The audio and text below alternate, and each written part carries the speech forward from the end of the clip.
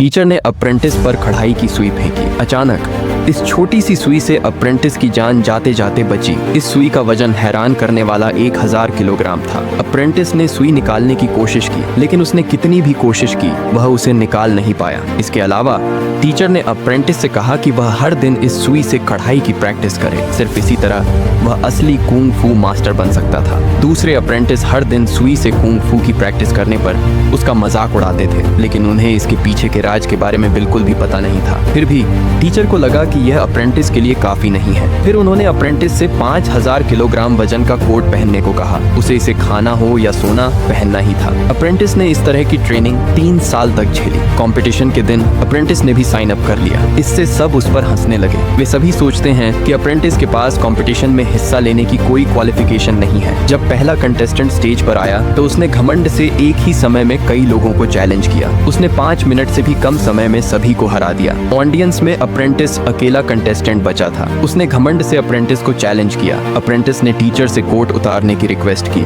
लेकिन टीचर ने कहा कि अगरबत्ती जलने के बाद ही वह इसे उतार सकता है। अप्रेंटिस के पास भारी कोट पहनकर अखाड़े में जाने के अलावा कोई ऑप्शन नहीं था। कंपटीशन शुरू होने के बाद अप्रेंटिस को बार बार हराया गया। ऑडियंस में सभी ने अपोनेंट की तारीफ की। अप्रेंटिस हार मानने को तैयार नहीं था। उसने अपोनेंट पर एक और अटैक किया, लेकिन अपोनेंट ने उसकी चालों को आसानी से नाकाम कर दिया। उसका हाथ भी टूट गया। इसके अलावा सिर्फ एक चाल से अपोनेंट ने अप्रेंटिस को घुटनों पर गिरा दिया। तभी अगरबत्ती जल गई। टीचर उसे कोट उतारने देने के लिए मान गए। अप्रेंटिस जोश में खड़ा हो गया। उसने 5000 किलोग्राम वजन वाला कोट उतार दिया। विरोधी फिर भी उस पर हंसा, यह सोचकर कि वह सिर्फ नाटक कर रहा है, लेकिन उसे कोई फर्क नहीं पड़ा और उसने बस अपनी आंखें बंद कर लीं। जब विरोधी ने हमला किया तो प्रशिक्षु ने तुरंत उस अनोखी स्किल का इस्तेमाल किया जो उसने अभी अभी समझी थी। फिर बस एक हल्के से मुक्के से विरोधी तुरंत 30 मीटर दूर उड़ गया। तभी उसे टीचर की ट्रेनिंग का तरीका समझ आया।